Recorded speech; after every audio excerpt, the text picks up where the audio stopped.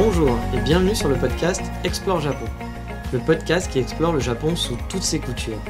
Des conseils voyages, de la culture ou bien de la vie de tous les jours en passant par l'apprentissage du japonais, partons ensemble 2 fois par semaine pour ce magnifique pays qu'est le Japon. Bonjour à tous, si vous avez écouté mon précédent podcast, vous le savez maintenant, je vis en colocation sur Kyoto. Je suis ici de novembre jusqu'à avril prochain. Et j'ai donc une nouvelle colocataire qui doit être, ma foi, fort sympathique, mais je ne sais pas vraiment, car en 1 mois de vie commune, je ne l'ai pas croisée une seule fois. Alors honnêtement, j'ai vraiment rien à lui reprocher. Elle fait pas un bruit, je l'entends à peine, elle sort jamais de sa chambre. Mais justement, c'est ce point qui m'a fait un peu tiquer, qui m'a donné envie de faire cet épisode. Car oui, cette demoiselle, elle est au Japon pour étudier le japonais, et elle est même dans la même école que laquelle j'étais l'année dernière. Elle a cours le matin et elle est là depuis environ 2 mois maintenant, car la rentrée c'était en octobre dernier. Et je suis particulièrement surpris car elle passe ses journées à la maison. Elle sort que pour aller à l'école finalement. L'après-midi elle est à l'appartement, le soir aussi. Alors vous allez me dire oui mais tu disais qu'on avait plein de devoirs et qu'on n'avait pas 1 minute à soi quand on était étudiant. Alors oui c'est vrai, mais pas au début. Même si ça prend du temps d'étudier, bien sûr, on a quand même un petit peu de temps libre. Et puis il y a les week-ends. Et les week-ends, c'est pareil. Je la vois rarement dehors, voire finalement jamais. Je l'ai déjà vu passer des week-ends entiers sans sortir de sa chambre. À part juste pour aller à la cuisine, pour aller se faire à manger. Elle passe ses journées à la maison. Je ne sais pas si elle joue à des jeux vidéo, ou si elle regarde des animés ou des dramas, ou si elle discute avec des amis, mais elle fait vraiment pas beaucoup de bruit. Mais finalement, c'est pas la première fois que je vois ça. Dans ma classe, j'avais été super surpris. Après 6 mois de vie au Japon, certains ne connaissaient rien de rien à la ville. Finalement, ils sortaient juste pour faire des courses, voire parfois dans un bar où on les avait amenés une fois, mais ils exploraient rien de rien. Beaucoup de mes camarades même n'étaient jamais allés sur Osaka, qui est pourtant qu'à 40 minutes en train, et ça coûte pas très cher d'aller à Osaka. Pour 8 € aller-retour, vous pouvez y être. Alors vous allez me dire, oui, t'es bien mignon, mais 8 € pour certains, c'est un budget. Et oui, c'est vrai que parfois, pour sortir, il faut un budget. Je comprends tout à fait, on ne peut pas sortir, aller dans les bars, aller dans les cafés, manger au restaurant. Ça coûte cher. Et quand on est étudiant, on n'a pas toujours les moyens.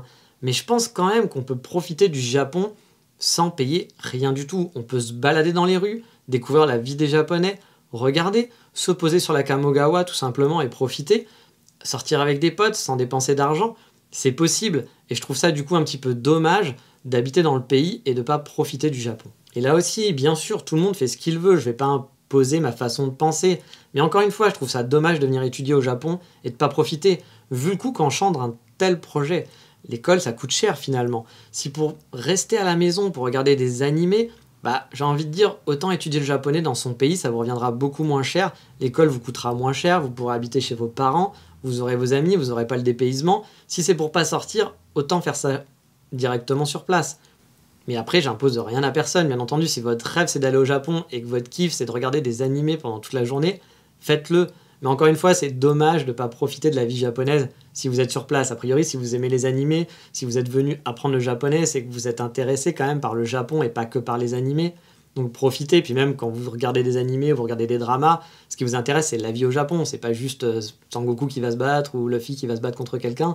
Voilà, je pense qu'il y a aussi cette culture-là qui vous intéresse. Et c'est vraiment dommage de vivre ici et de ne pas en profiter. Je vais reprendre l'exemple d'Osaka. Je vous ai dit c'est 40 minutes de train pour 8 € aller-retour. Et sans y aller tous les week-ends bien entendu, 8 € sur 6 mois ça me paraît pas impossible. Et pourtant la plupart de mes camarades n'y ont jamais mis les pieds. Et attendez au final, tout simplement, que quelqu'un les amène. Parce que parfois, le problème, c'est pas l'argent, c'est juste le fait de se débrouiller tout seul. Et ça, vraiment, c'est quelque chose qui m'a assez choqué. Et à vrai dire, j'ai toujours pas compris si c'est à cause de la peur, si c'est la flemme. Mais honnêtement, si j'avais un conseil à vous donner, c'est de profiter un max si vous êtes au Japon en tant qu'étudiant ou pour un PVT. Alors oui, il va peut-être falloir se sortir les doigts des fesses, parce que ça va être difficile de tenter, d'explorer et de découvrir le Japon si on est tout seul. Parce que sortir tout seul, ça peut être chiant, mais c'est aussi comme ça qu'on rencontre du monde et que les gens vont venir vers vous. Il y en a beaucoup plus de gens qui vont venir vers vous et qui vont venir vous parler si vous êtes tout seul à vous balader ou si vous êtes tout seul dans un café ou dans un bar ou dans un restaurant que si vous vous baladez avec un ami par exemple, avec un autre Français. Ça, j'ai bien pu le remarquer facilement tous les jours en vivant au Japon. Et si c'est la peur, si c'est la timidité qui vous empêche de bouger, faut pas oublier que le Japon c'est super safe. Vous prenez aucun risque en vous baladant ou en tentant des expériences. Bien sûr, parfois ça sera compliqué, vous ne comprendrez pas tout, voire vous comprendrez rien du tout, vous serez dans des situations un peu awkward, et alors à comparer à la tonne des bons souvenirs que vous allez avoir ensuite, finalement, est-ce que c'est grave d'un moment donné d'être dans une situation où on est un peu gêné, où on comprend pas, où c'est un peu compliqué à gérer? Je pense pas, je pense que c'est pas très grave, c'est juste une expérience que vous allez avoir, ça vous fera même rigoler plus tard, ça sera des bons souvenirs, et des choses graves, des choses compliquées qui peuvent vous arriver, honnêtement, je pense pas que vous en aurez. Et vraiment, j'insiste bien, je suis pas en train de dire que les gens qui regardent des animés toute la journée, de drama, sont des gros débiles, sont des gros asociales. Chacun a ses kiffs. Moi, j'ai des lubies. Parfois, pendant 2 mois, je vais être à fond dans un truc et je vais pas sortir de chez moi parce que je vais être à fond dans ce truc-là. Et inversement, pendant un moment, je vais sortir tout le temps et plus du tout être chez moi. Pour moi, chacun a ses plaisirs. Il n'y a pas de bon ou de mauvaise chose. Chacun fait ce qu'il veut à partir du moment où il n'embête pas les autres. Voilà, pour moi, c'est vraiment mon mantra, le truc de base. Mais encore une fois, si vous aimez les animés et que c'est votre kiff, profitez pour découvrir les paysages que vous voyez tout le temps dans vos animés. Je prends par exemple le son de la cloche d'une école ou bien visiter des boutiques de manga un peu partout. Ça peut vous donner un but de visite par exemple, d'aller voir des endroits que vous avez vus dans les animés ou même déjà juste de sortir et d'aller regarder les mangas japonais. Ça peut être un truc intéressant d'aller se balader, puis ça vous donnera envie d'aller explorer d'autres choses. Vous dire tiens, il y a un grand magasin avec plein de figurines à Osaka. Allez-y, ça sera sympa d'aller voir. Et puis ça vous donnera peut-être envie d'aller explorer un petit peu plus loin. Et si le truc qui vous bloque vraiment, c'est d'être tout seul, n'ayez pas peur d'expérimenter. C'est pas une fin en soi d'être tout seul. Moi, il m'arrive tout le temps de me balader tout seul. Avant, je n'aimais vraiment pas ça. Mais j'ai vraiment changé. Et même maintenant, je préfère souvent me balader tout seul. Parce que je peux aller où je veux, expérimenter comme je veux. Et les gens, comme je vous le disais, vont venir plus facilement me parler. Avant, j'aimais pas ça. J'aimais vraiment pas ça être tout seul. Je trouvais ça chiant de se balader. Et puis, voilà, au Japon, j'ai découvert une nouvelle passion finalement, comme je vous dis, j'ai des lubies. Il y a la photo qui m'a aidé aussi à me balader, ça m'a donné un but, mais vous pouvez avoir d'autres buts, ça peut être d'aller expérimenter des cafés, des restaurants, aller voir, comme je vous le disais, des animés, aller dans des conventions pour les mangas si c'est ça qui vous botte, ou si c'est le côté plus culturel, je sais pas moi, aller vous inscrire dans un club de musique ou je ne sais quoi, ça vous permettra d'échanger et de découvrir, et puis ça vous donnera envie d'aller voir d'autres choses, je pense. Rester chez soi. Quand on est au Japon, je pense que c'est le pire truc qu'on peut faire finalement. Et je vais pas vous dire que c'est facile, hein. Parfois, même souvent, je comprends rien du tout à ce qui se passe. Ça m'est arrivé plein de fois d'être dans des situations un peu bizarres. J'ai l'impression d'être un idiot, souvent, parce que je peux pas répondre aux gens. Et j'ai l'impression, alors moi j'adore parler, et là c'est très difficile pour moi parce que je peux pas communiquer facilement. Mais au final, je regrette pas du tout d'y aller, de sortir, de parfois passer pour un con, tant pis, parce que ça me fait des super souvenirs et je découvre de plus en plus de choses et j'apprécie de plus en plus le pays grâce à ça. N'ayez vraiment pas peur d'aller au restaurant tout seul, d'aller au café tout seul. Devenez un habitué, vous allez voir les propriétaires, les autres serveurs, ils vous reconnaîtront. Puis ils commenceront à vous parler, ça vous fera pratiquer votre japonais en plus, ça vous permettra peut-être d'avoir des amis, ça sera tout bénef. Vraiment, ça c'est mon conseil principal, sortez de chez vous, allez expérimenter des choses, même si vous êtes tout seul, vous allez voir, ça vous fera plein de bons souvenirs, c'est vraiment dommage de passer à côté. Et en plus, comme je vous le dis, sortir, ça vous permet de pratiquer votre japonais. En restant chez vous, vous n'allez pas vous améliorer. Vous aurez beau travailler comme un fou à l'école, c'est en pratiquant, en parlant avec des japonais qu'on améliore son japonais. Et il y a un autre point qui peut être très bloquant aussi dans l'apprentissage du japonais et aussi finalement pour kiffer un petit peu le Japon, être un petit peu plus immergé à l'intérieur. Et je vais vous en parler tout de suite. C'est un point que moi, perso, j'ai beaucoup pratiqué et j'aurais pas dû. Autant sortir, me balader tout seul, ne pas rester à la maison, ça, c'était pas un problème pour moi. Mais ce point-là, je m'englobe vraiment dedans et c'est un point négatif de mon aventure japonaise que je n'aurais pas dû faire. Mais hélas, voilà, c'est pas toujours facile de faire ce qu'on conseille parce que on va avoir la facilité de traîner entre Français. Alors on a beau se dire, moi jamais je traînerai avec des Français, je suis là pour être avec des Japonais. Moi c'est ce que je disais au départ, je disais oui je sais bien, je connais ce piège, je ne tomberai pas dedans. Finalement on peut se retrouver facilement à traîner qu'entre Français et du coup parler tout le temps le français et limiter les interactions en japonais. Et ce piège-là, je ne l'ai pas évité du tout. J'ai rencontré des gens très sympas avec qui je traînais souvent et j'ai bien vu la différence entre ceux qui étaient plus solitaires et qui traînaient dans les bars tout seuls par exemple. Eh bien eux, leur niveau a explosé pendant que le nôtre, à traîner entre gens qui parlaient la même langue, ou même qui parlaient anglais, hein, tout simplement, ils stagnaient totalement. Il y a vraiment une différence entre les gens qui vont être tout seuls, qui vont se dire, vous aurez l'air peut-être un peu asocial, on va vous dire, tu veux pas traîner avec moi, etc. Tu le regardes, lui, il traîne pas trop avec nous, avec le groupe de français, ou avec le groupe d'étudiants de la même classe. Mais finalement, c'est eux qui ont raison, parce que, ok, ils ont peut-être moins de potes avec les gens de la classe, mais ils vont pouvoir pratiquer beaucoup plus souvent leur japonais. Alors, sauf si vous restez chez vous, regardez des animés. Dans ces cas-là, il vaut mieux sortir avec des Français ou avec des Anglais, et puis voilà, au moins vous avez une partie de la découverte du Japon. Mais si vous voulez améliorer votre japonais, franchement, le mieux, c'est de rester un peu tout seul et d'aller vers les Japonais.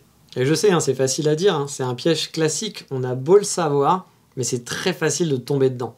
Car forcément, au final, on est content de pouvoir parler avec d'autres gens, d'avoir des vraies conversations, et pas juste dire bonjour, comment ça va, il fait chaud, j'ai mangé des pâtes hier. Et voilà, c'est des conversations pas très intéressantes, on peut pas dire grand chose parce qu'on a un vocabulaire très très limité, puis on a peur forcément de parler en japonais, de se tromper, que les gens ne comprennent pas, il y a plein de choses qui vont se mélanger, et là on va se retrouver avec des gens qui comprennent notre langue, avec qui c'est facile de parler, avec qui c'est facile d'échanger, on peut se sentir un peu seul et donc vouloir parler avec des gens, et c'est un piège, on tombe facilement dedans, même si au départ on se dit non mais moi jamais de la vie, c'est bon, je suis pas là pour traîner avec des Français. Honnêtement, c'est ce que je disais, j'étais un petit con à sortir cette phrase-là quand on me disait attention et tout, etc. Je fais oui, je sais, je ferai pas cette erreur. Je suis rentré en plein dedans, je me suis fait un très bon pote sur place dans l'école, et du coup, on traînait toujours ensemble, et ça a été le problème.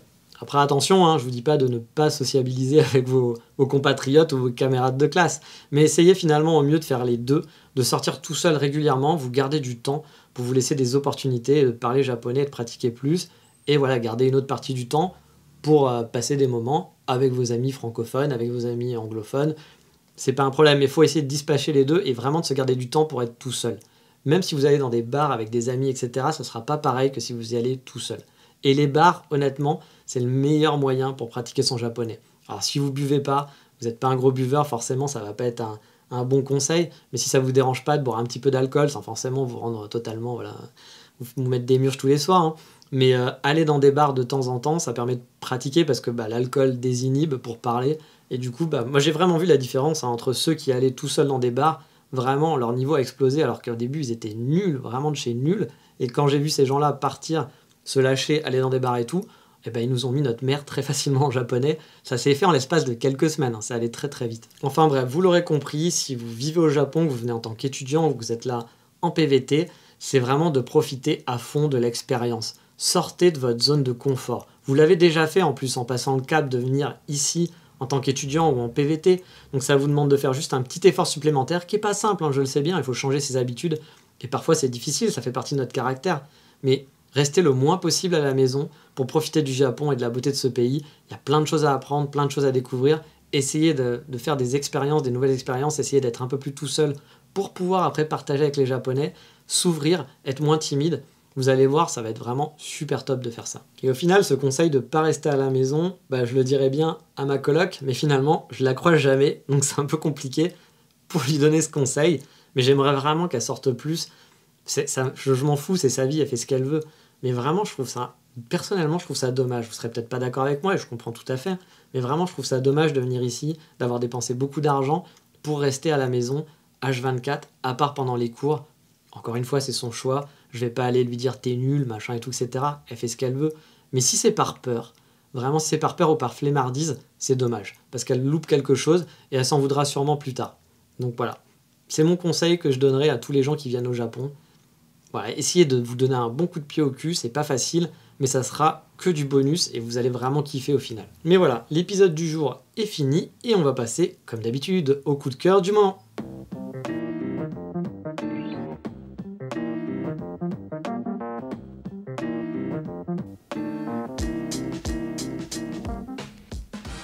Et le coup de cœur du moment, c'est un café sur Kyoto. Il est assez nouveau, il y a que quelques mois en fait, et c'est l'ancien lead barista de Arabica, une marque très connue à Kyoto et dans les pays du Golfe aussi, qui a ouvert son propre café qui s'appelle Here ou Coco ou Ici en français. Mais dans les textes, si vous cherchez sur Google Maps, il s'appellera Here. Le lieu est super chouette, il est grand, super spacieux, avec des prises un peu partout, il y a même des prises USB ou des prises japonaises. Vous pouvez donc recharger votre smartphone ou brancher votre laptop si vous avez votre adaptateur. Le café est délicieux, ils servent aussi de très bons cannelés, car oui, la grosse mode au Japon et à Kyoto surtout, c'est les cannelés. Ici on en trouve partout, mais vraiment partout. Quand je dis partout, c'est dans tous les cafés où je vais maintenant, on sert du cannelé. J'attends même un distributeur de cannelés automatique dans la rue, je suis sûr que ça va arriver au rythme où on y va.